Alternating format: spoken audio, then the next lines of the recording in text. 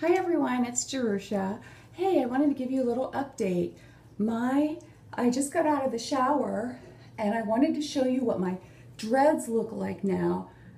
Straight out of the shower, I towel dried them and and then I walked around for about 10 minutes in the house. So here's the dreads.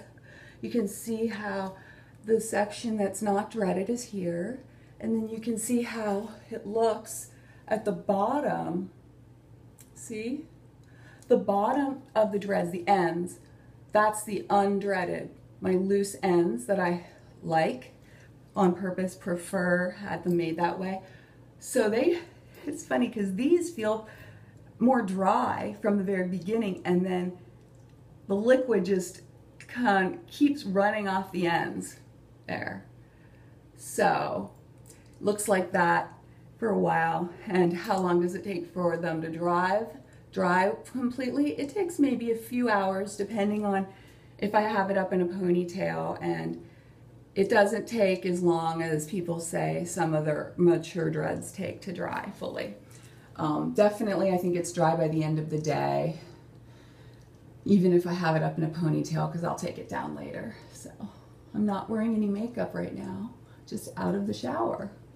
So I'm giving you this as a little intro, and then I'm going to do a little more video afterwards. So, and you'll see me with makeup on in the next part of this video. Hi you guys, just doing another quick take that I'm going to splice into a larger video. This is giving you a shot of one of my interlocked dreads that is in the process of dreading. So when she interlocks it from the whole way up, from here up, when she originated this one, first she back combs at the bottom so that the interlocking won't come out. So the first thing she does to create it is she back combs this. Then she uses her, what I call a latch hook, but it's what she calls, I believe, possibly a loose hair tool, to interlock everything all the way up, and then you know, it starts to dread. And right here, this portion that I'm liking is kind of popping out, like it's getting like some things are getting tighter, some things are getting looser, and that's what happens when the interlocked ones are turning into dreads. At least that's what happens with my hair. Debbie is so, you know, when I ask her questions like that, she's like, it really depends on your hair. Some people's hair looks this way or that way when they have it interlocked as a way, step towards going into dreads from the beginning.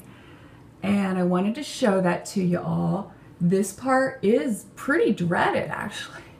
I'm not sure why. It looks like it's not even been interlocked. And then this part looks interlocked here. And then, yeah, the dreaded looks dreaded. Here looks pretty kind of tightly dreaded, but I think that's interlocked. Hope you can see it. And then what I did here at the root, because you know I did my root maintenance before I saw Debbie for my 5-week maintenance, there was a little grow out and it looked fine, but I was being obsessive, so I used my interlocking tool, the one that's about $45 on Amazon, the little one, silver, comes in a jewelry box. I interlock this at least once or twice right there at the root. So there you go. You get to see interlocking as it's turning into dreads. And I'm liking it.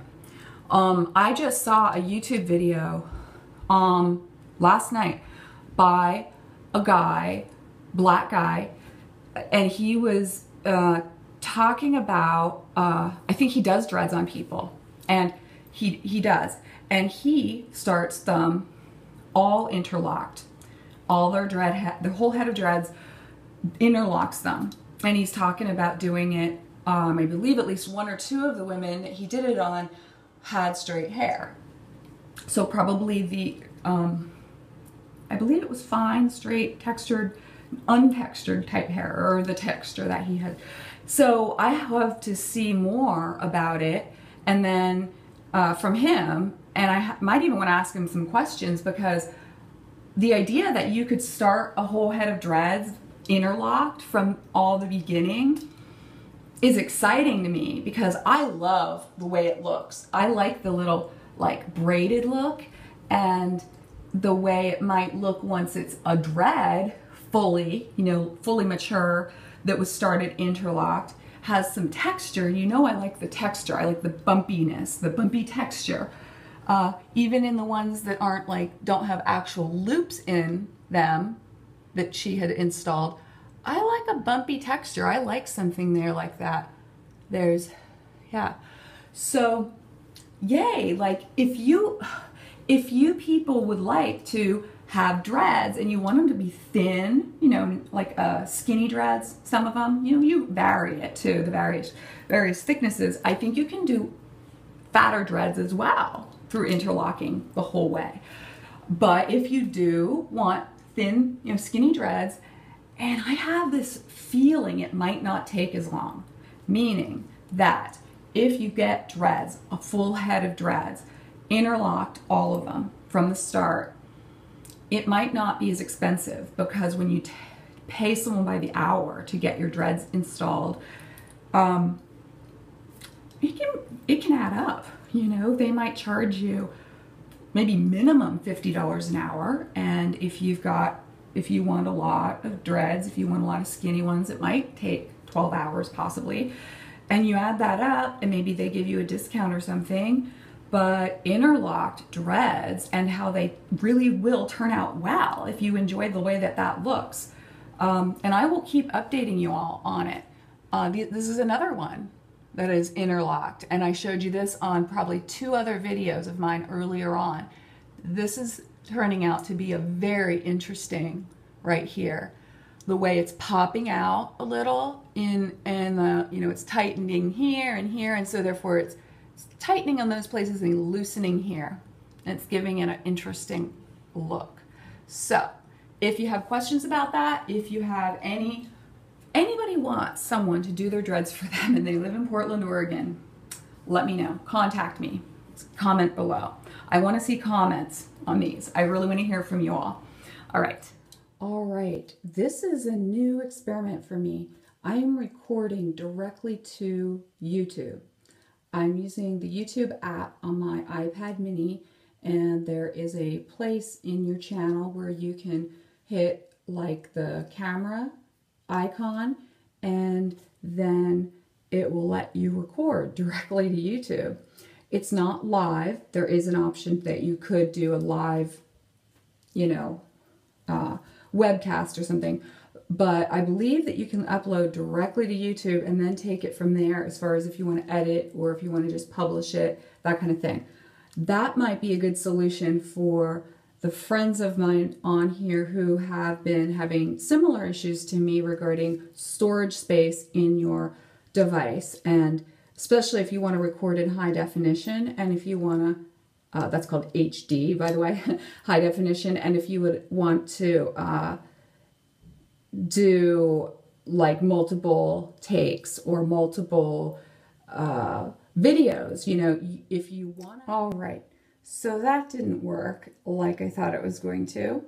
Even though it's in the YouTube app that I'm recording, that I was recording, it was still recording directly to my device. And maybe it was going to make it easier to upload it. All right, I am back.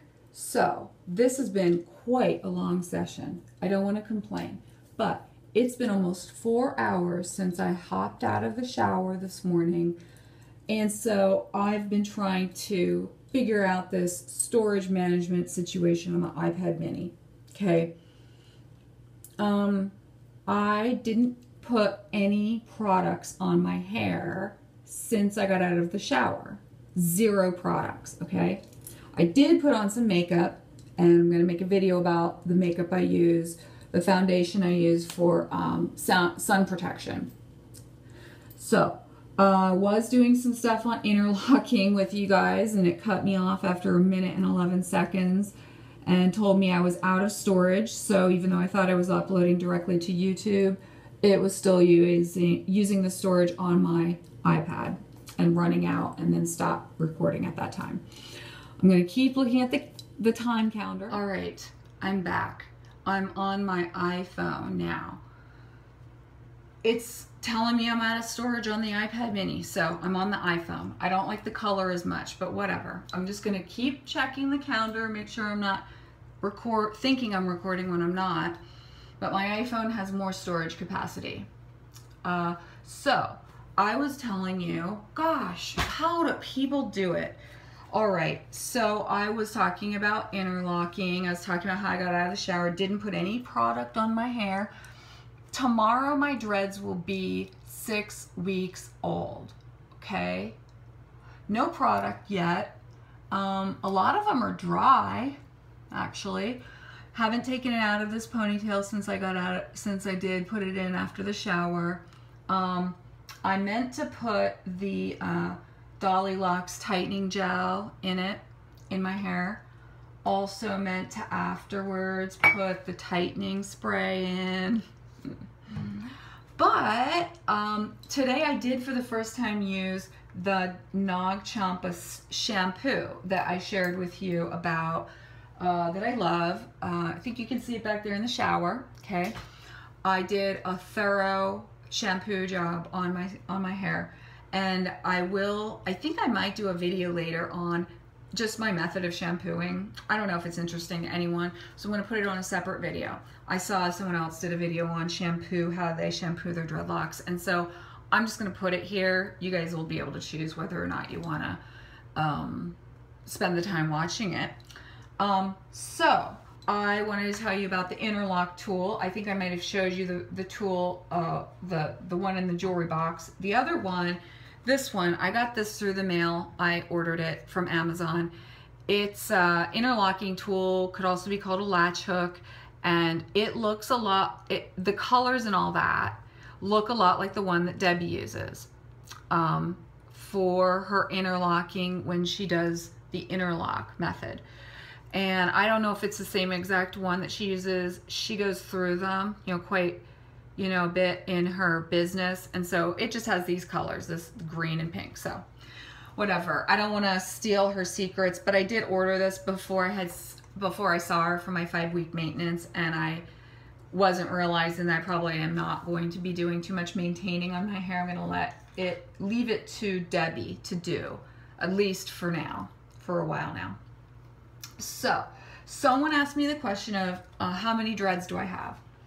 And they asked me, they said that they had they had 30 themselves, and they had similar hair to mine, and they wanted to know how many I have. I have been meaning to count my dreadlocks, and I use this as an opportunity, motivation to count through them all. I am pretty sure this is an accurate number. So amazingly, it's exactly 50 total dreads. That includes the 8 that Debbie interlocked, the way that she did the interlock, the entire one. I'm counting that in there. She did 8 interlocked. Also, that includes my 4 that I did myself before I went to see Debbie. Originally, I did 4, 2 on each side here, that I used the twist and rip method, which I'm pretty sure I didn't do it right because I was ripping out some hair. Debbie has maintained those particular ones, and so we can't quite 100% tell which ones they are anymore, which is good. I don't have any complaints about twist and rip method, except that I wasn't doing it the way that you're supposed to do it because I was ripping my hair. Other than that, they haven't been coming out any more so than any other dreads or even interlocking. They're not coming out. Okay, so I told you now that I have 8 ones that Debbie interlocked as the original way she did the dreads. Most of the ones she interlocked are skinnier on the skinny side, versus like the thicker ones that she did on the back combing method, which most of my dreads are back combed. 6 of the 8 interlocked dreads, 6 of those are already dreading. They're already starting to turn into dreadlocks. And that, I think I showed you on an earlier part of this, what that looks like. And then 2 of the 8 are the skinniest ones, and they are not yet dreading. I think it's going to happen. I think it's going to take a little longer just because they are skinnier, so they don't have as much hair to come out and start to knot up. I'm interested in the way that this is working because I at first was worried about 2 weeks ago or so. I was worried that maybe those interlocked ones that she made for me wouldn't dread, and that they were, because they were so perfect, they weren't coming out of the interlocking that she did, and they were you know, I was afraid that from here down where she had dreaded them, that maybe that part of wouldn't dread as much as it should to keep the interlock in, and that maybe it would just like untangle and kind of fall apart. She said that if that did happen, because you know it's possible that it could have, then she would be either willing to re-interlock them, or since they were thin and skinny, she could add them into another larger dread and dread them in there, probably with a crochet hook. Didn't need to happen. Even with my shiny, straight, fine hair, I'm having success with skinny interlocked dreads to you know, the beginning of. So that's a good one. I'm going to do a little cut to make sure I don't get cut off without realizing it.